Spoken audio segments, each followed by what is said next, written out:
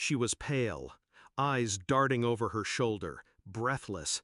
"Grandpa, please, just get off this ship." I didn't ask again. I've learned in life, when someone you love speaks in that tone, you listen.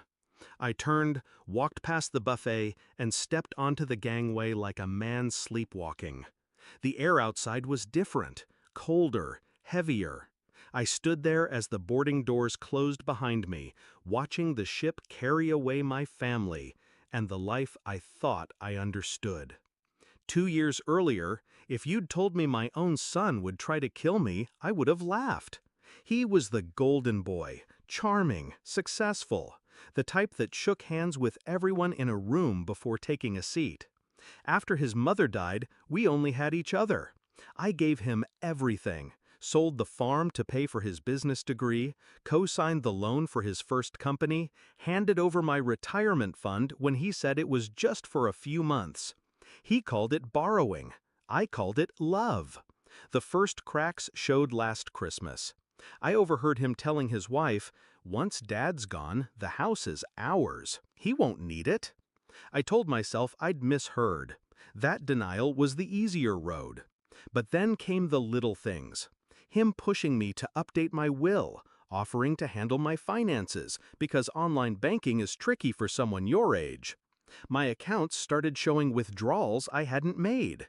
When I confronted him, he smiled that salesman smile and said, "Relax, Dad, trust me." The truth didn't hit me all at once. It came in whispers. A strange phone call from my insurance broker, asking if I was sure about the change to my life policy. My neighbor mentioning she saw my son meeting with a lawyer in town. And then the cruise invitation.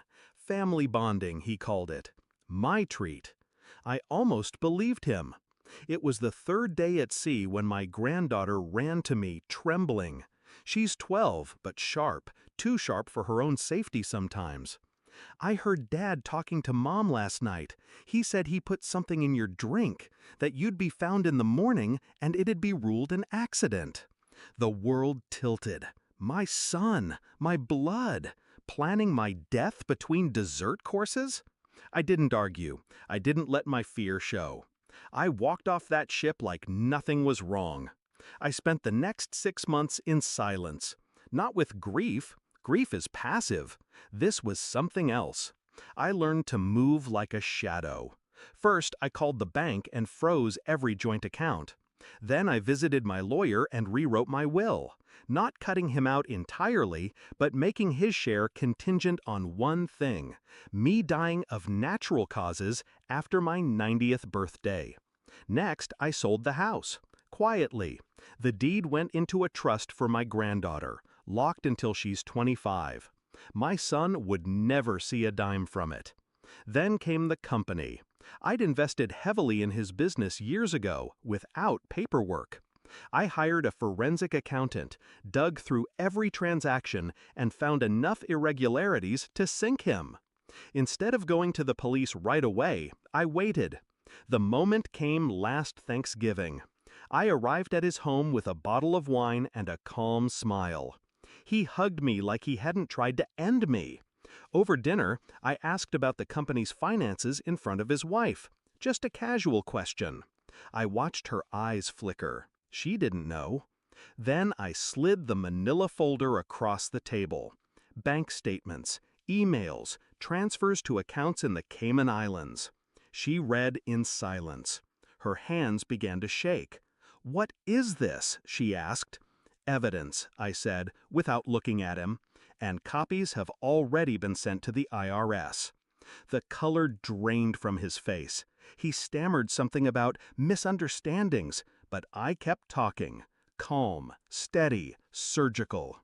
"You took from me. You tried to take my life. But I'm not here for revenge. I'm here to make sure you live long enough to feel the walls close in." That night, his wife packed a bag and left. Within weeks, the IRS froze his accounts. Clients pulled out. His business crumbled like wet paper. I never raised my voice. I never broke a law. I just removed the air he breathed. Last month, I got a letter from him. No apology, just blame. He said I'd ruined his life. I burned it. And now? I live in a small cabin by the lake. I fish in the mornings, read in the afternoons. My granddaughter visits on weekends. She never asks about the cruise. I never bring it up. But sometimes, when we're sitting on the porch, she catches my eye and gives me the smallest nod, like she knows exactly what I did. And maybe, one day, I'll tell her, not so she learns how to destroy someone, but so she learns how to survive them.